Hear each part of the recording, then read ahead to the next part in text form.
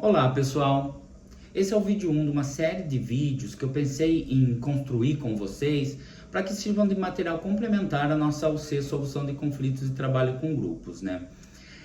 Eu entendo que esses vídeos serão importantes, considerando que daqui 3 semanas a gente tem a avaliação A1 e principalmente a turma da manhã não teve aula na segunda devido ao feriado, então a gente consegue fazer através desses vídeos um material complementar para estudo, né?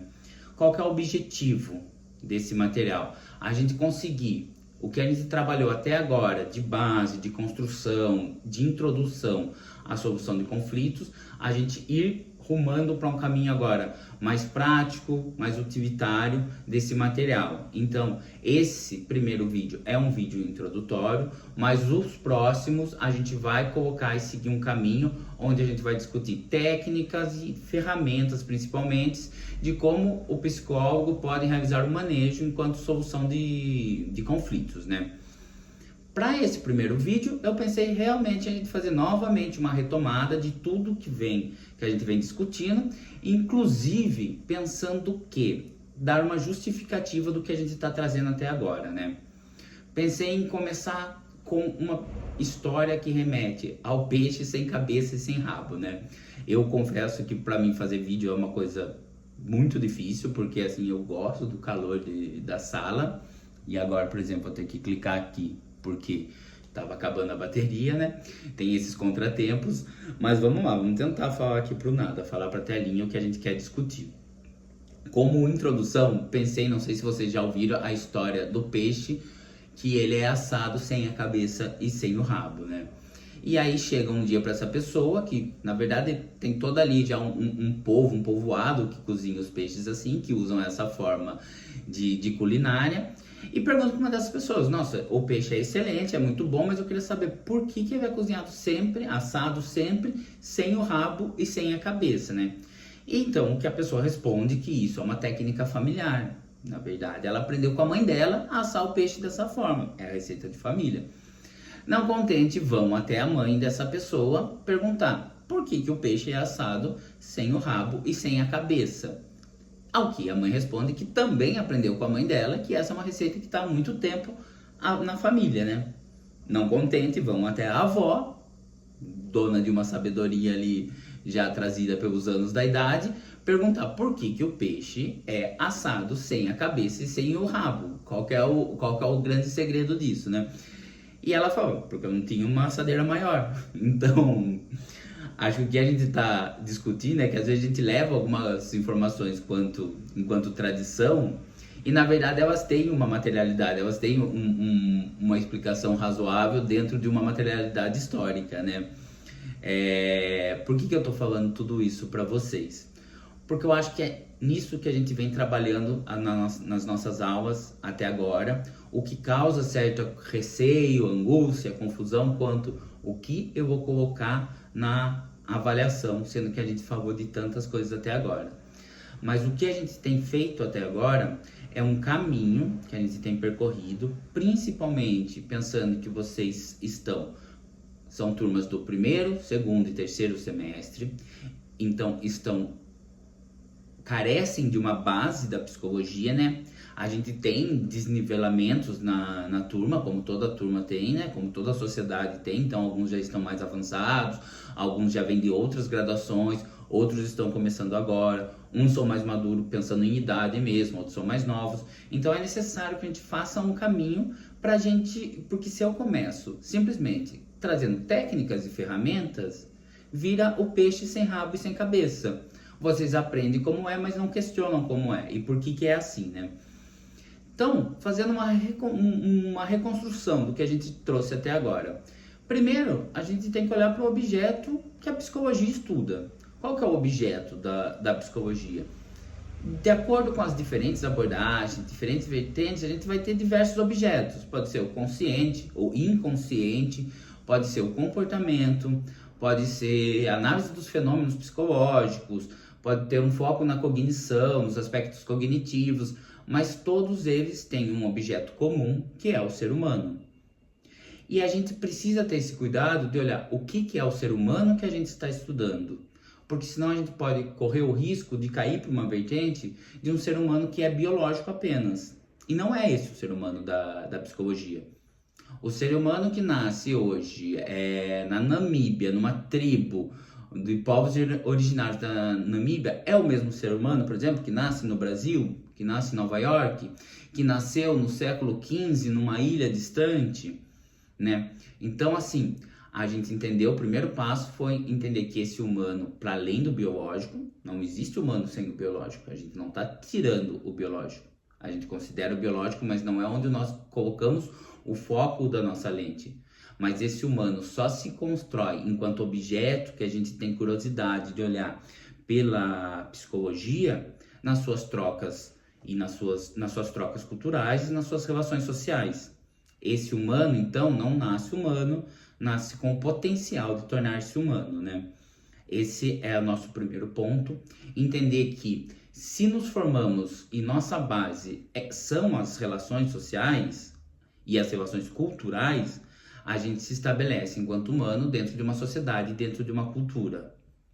Sociedade essa e cultura onde sempre vai existir, inerente a essas duas concepções, a concepção de conflito também. São seres humanos que pensam de formas diferentes, são seres humanos que trazem bagagem culturais, formações diferentes entre si, e em algum momento eles vão estar em conflito, se não em todos os momentos, né? Mas em diversos momentos vai haver o conflito.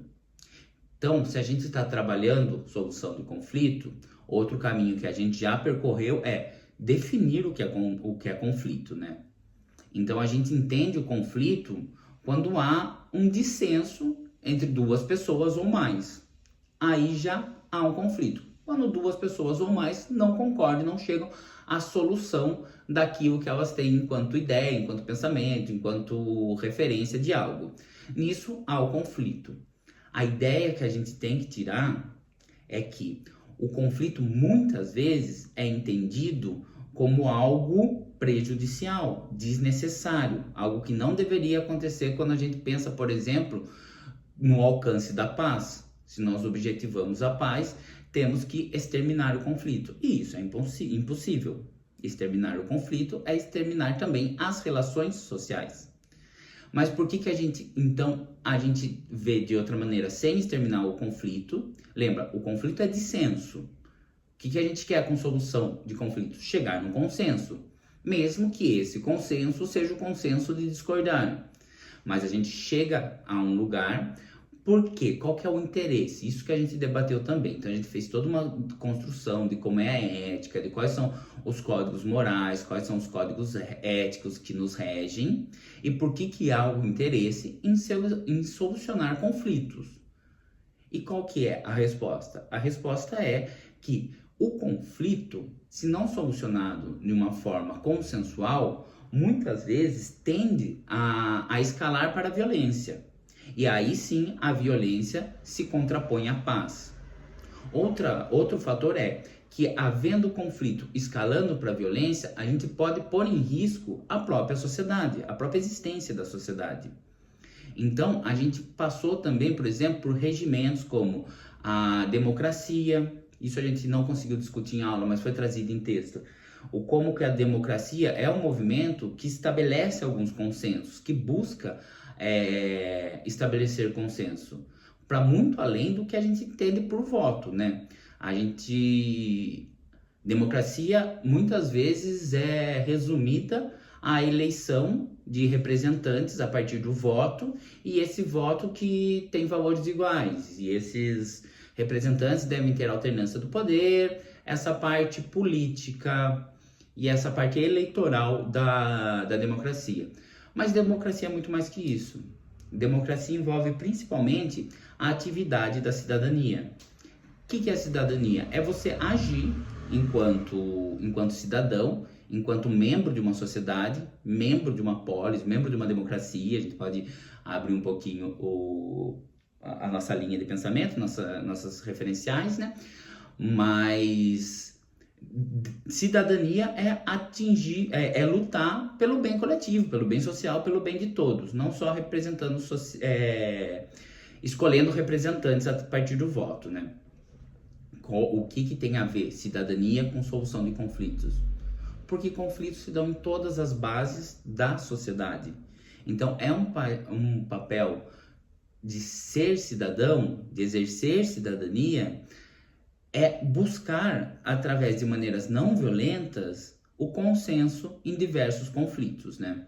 Essa acho que é a primeira parte.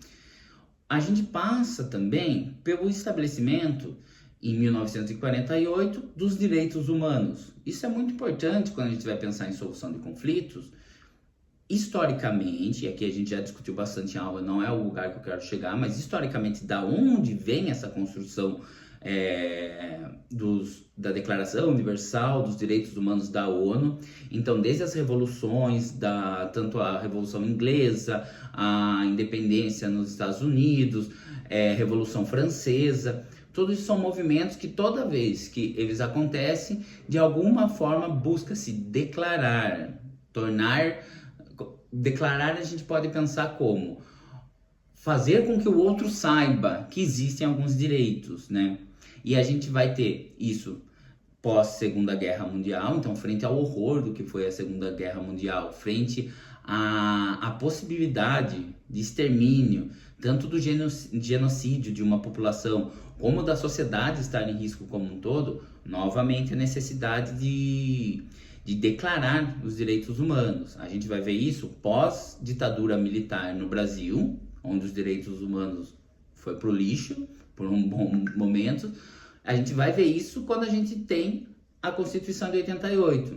Então a gente tem em 85 o final da ditadura, logo depois a gente estabelece várias constituintes, em 88 crava-se uma Constituição cidadã, incorporando diversos dos direitos garantidos na Declaração Universal dos Direitos Humanos, né? Qual que é o ponto aqui? Vamos só retomar um pouquinho lá. Se a gente pensa um pouquinho no homem biológico, lembra que eu falei que a gente sai desse objeto do homem biológico? Que homem é esse que nasce com determinados direitos? Como, vou trazer aqui, o direito à vida, à liberdade, à segurança, à igualdade perante a lei, à liberdade de expressão, de pensamento, de religião, muito importante, e culto à religião também é estabelecido tanto nos direitos humanos quanto na nossa Constituição, a liberdade total. Qualquer pessoa pode realizar o culto à sua religião, ninguém pode ser interrompido, né? Executado, exterminado, porque está realizando um determinado culto para determinada religião.